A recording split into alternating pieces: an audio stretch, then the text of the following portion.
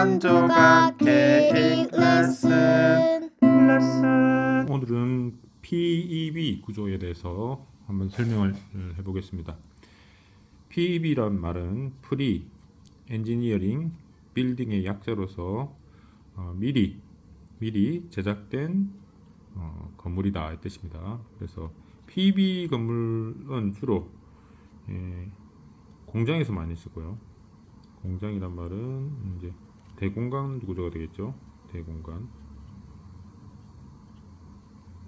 그 다음에 공사비, 공기가 되겠죠. 절감하기 위해서 이렇게 보통 이러한 프리 엔지니어링 빔이 도입이 됐습니다. 기본적인 개념을 간단하게 설명을 드리고 그 다음에 공사 현장 간단하게 보고 오죠. 그래서 이번 시간은 PB 건물에 대한 주요 내용을 한 2시간이나 3시간 정도로 할애해서 할 겁니다. 이게 너무 방대할 수도 있고 조금 중요한 부분이 있기 때문에 설명을 그렇게 드리겠습니다. 자, 그래서 공장에서 가장 많이 쓰는 공법이기 때문에 공장을 우리가 보통 이렇게 생겼죠.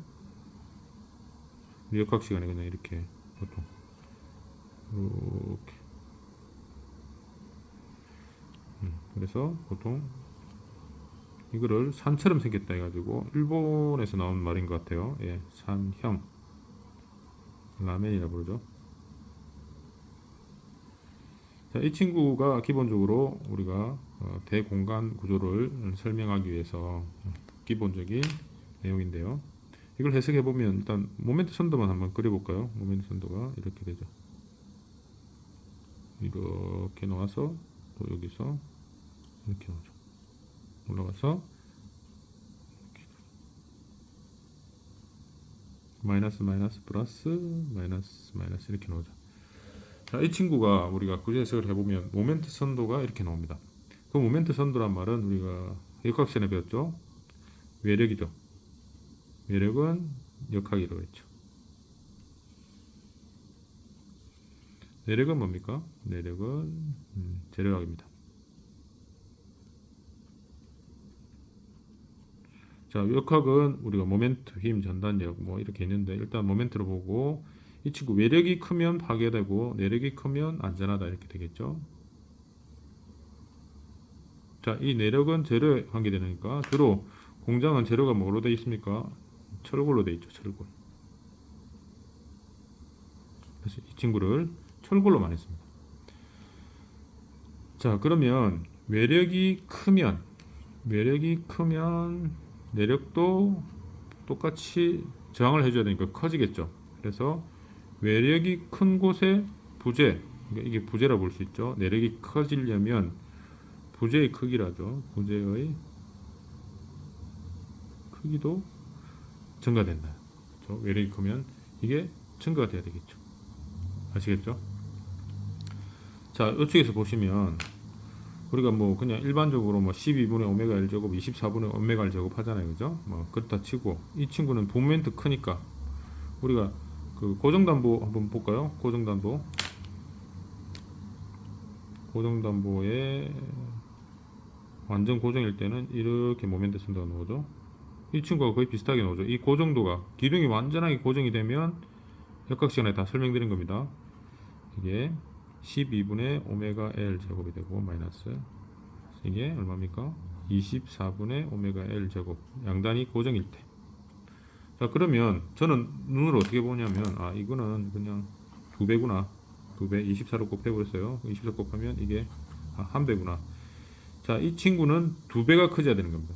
그래서 공장을 설계할 때 이 친구가 철골로 이렇게 하게 되면 이 친구는 예를 들면 이 고정도가 높다 치면 2배, 1배 정도가 필요하게 되겠죠. 자, 외력이 2배가 되고 이게 외력이죠. 외력이 2배가 되고 중앙부는 외력이 1배가 되니까 내력도 마찬가지로 이 부재의 단면이 이 부재보다 커져야 되겠죠.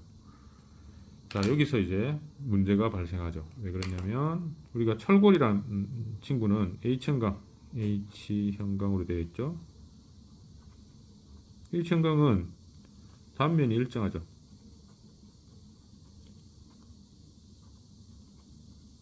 단면이 일정한데 이 단면이 일정한 것을 쓰다 보면 이렇게 되겠죠. 자, 일정한 기둥도 이렇게 쓰고 보도 이렇게 쓰니까 이런 단면이 오죠. 주로 공장에서 이렇게 많이 씁니다. 자, 그러면 재료적인 관점에서 이 친구가 낭비가 되겠죠. 왜냐하면 외력이 2배고 이는 내력이 1배이기 때문에 이 재료보다 이 재료가 작아져야 되겠죠. 그래서 나온 게 PEB, 그러니까 미리 제작한 그 건물이 되겠죠. 그 건물이 이렇게 되니까 이 친구를 원활하게 그린다면 이렇게 되는 거죠. 재료가 2배가 되니까 단면이 이 친구는 2배가 돼야 되고 이 친구는 점점 줄어가지고 이렇게 되겠죠. 이 친구는 이렇게 되고.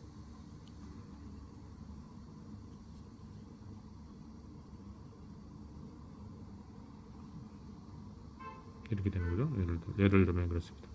이런 모양으로 나올 수밖에 없다는 거죠. 자, 이 친구는 중앙부를 만약에 2배가 돼야 되니까 1배가 돼야 되니까 이 2배보다 이렇게 춤이 이제 이게 만약에 600이면 이 친구는 1200 이런 식으로 나오는 거죠. 그래서 이 모양이 나올 수밖에 없다는 거죠. 이게 PEB입니다. 그래서 이 PEB를 여기서 접합을 할 거냐, 변단면을 할 거냐, 여기서 접합을 할 거냐, 거기에 따라서 여러 가지 공학적인 요소가 들어옵니다. 자, 그러면 이 내용을 간단하게 공사 현장에 보고 오도록 하죠. 자, 자재가 지금 현장에 운반되어 있고요. 지금 기둥 PB 쪽을 시공한 모습입니다. 이렉션이라고 그러죠. 윈드가더도 지금 시공되어 있는 모습이고요. 반대편 쪽은 PB가 거의 다 시공되고 있습니다. 그래서 시공 중에 굉장히 이제 바람이 강풍이 불거나 하면 굉장히 위험하죠. 감사합니다. 그런 부분들을 세심하게 이렉션 할 때 유소감입니다. 주의하면서 예. 그다음에 풍속계도 보면서 합니다. 오늘 철불 부분 반드시 봐야 돼가지고요. 자재하고 보고 있습니다. PB 부재들이 지금 시공되어 있는 모습을 볼 수 있습니다. 자, 보고 오셨나요? 예. 자, PB가 지금 시공되는 걸 볼 수 있었죠. 그래서 PB를 시공하는 걸 보는데요. PB가 나온 이유가 필요 없는 부분은 이제 이 재료를 아끼기 위해서 재료를 변단면, 이걸 변단면이라고 그러죠. 변단면을 한다.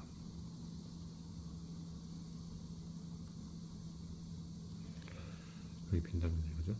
테이퍼드 빔이라고 부릅니다. 자, 그런데 우리가 PEB는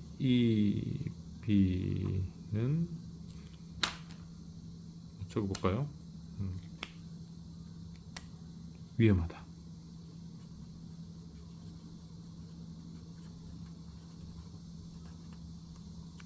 그럴까요?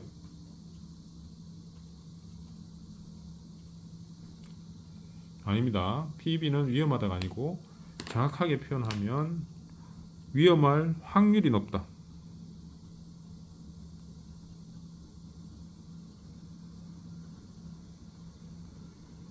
위각 시간에 배웠습니다. 자, 위험할 확률이 높다의 개념이 뭐냐면 우리가 여기서 나오는 우리 역학 시간에 배웠죠. 가장 중요한 그 부정적 차수의 개념입니다.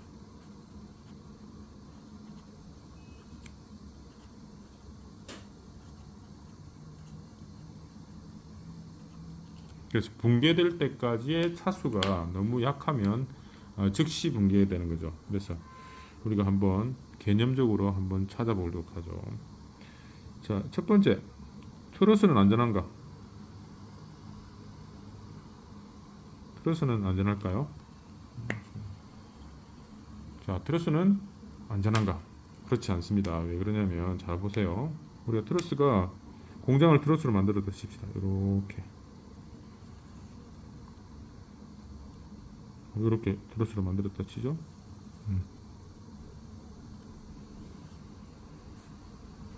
뭐 이런 식으로 되어 있겠죠.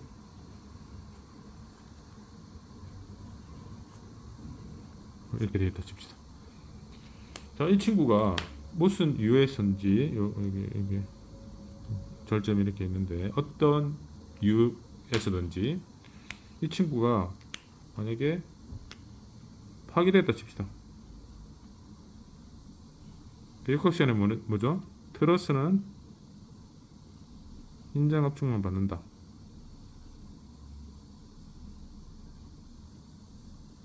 존재한다고 가정하죠.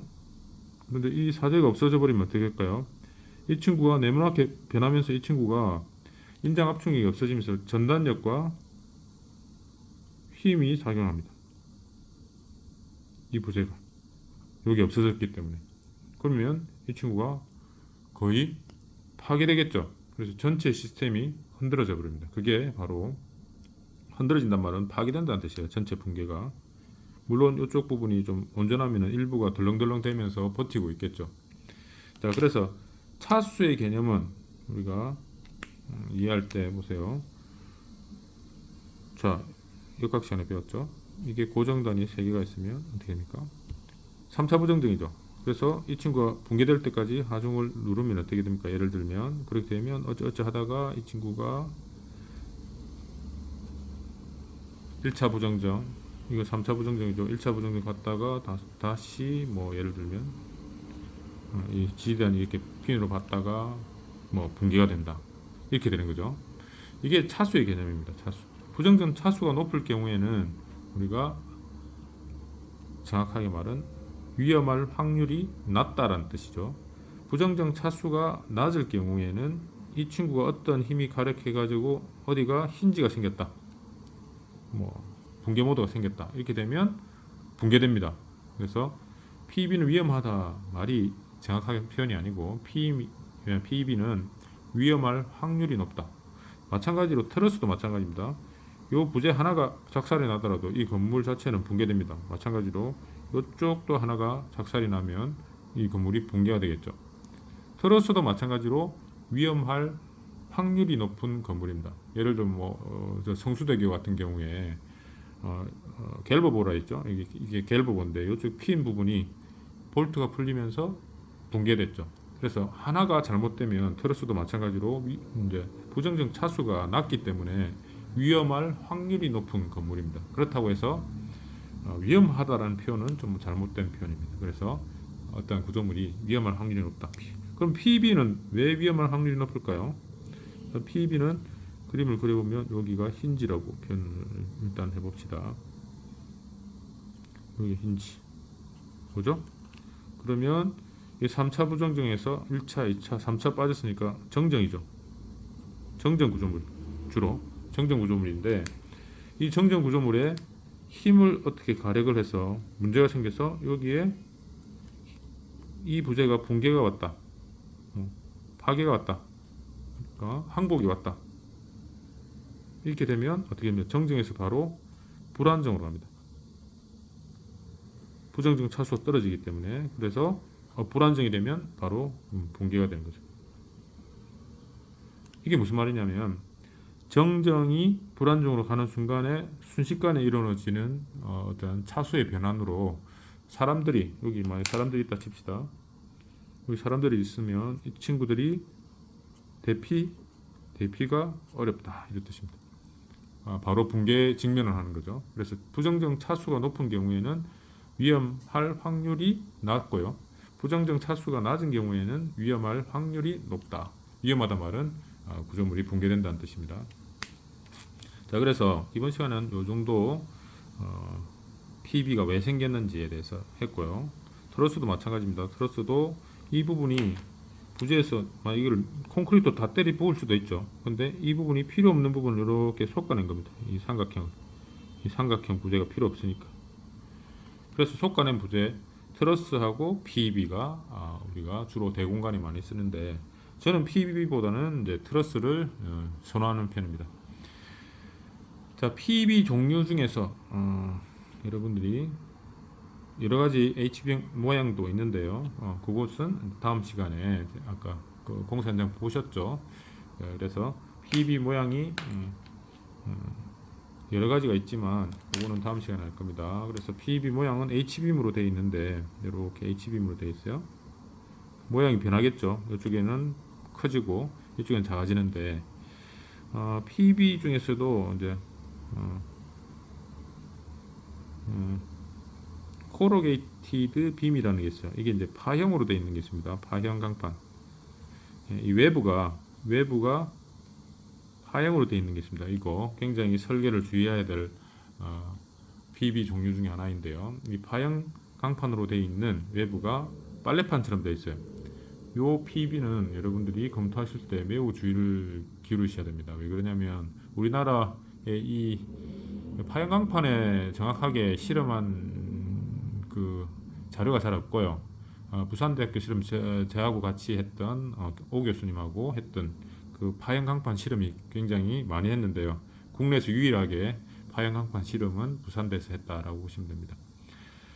자, 그러면 다음 시간에는 이제 PB 종류, 파형 강판, 그 다음에 이 친구들이 어떤 역할을 하고 설계 시 주의할 점, 공사 시 붕괴가 많이 일어나니까 공사 시 주의해야 될 점에 대해서 설명을 드리고요. 시간이 된다면 우리가 이 부분을 우리가 보통 기초로 떨어뜨리고 많이 하죠. 그래서 이 친구는 그냥 보도의 개념인데요. 도로의 개념인데 이 친구를 우리가 SOG라고 부르죠. 이 SOG는 시간이 나면 여러분들이 질문을 많이 합니다. 학생들이. SOG의 기본 개념에 대해서도 제가 설명을 드릴게요. 공장에서 SOG가 침해할 경우 어떻게 할 거냐, 실제로 설계할 때 어떤 부분이 주의해야 되는지 설명을 드릴 거예요. 이상으로 PB 첫 번째 시간 마치도록 합니다.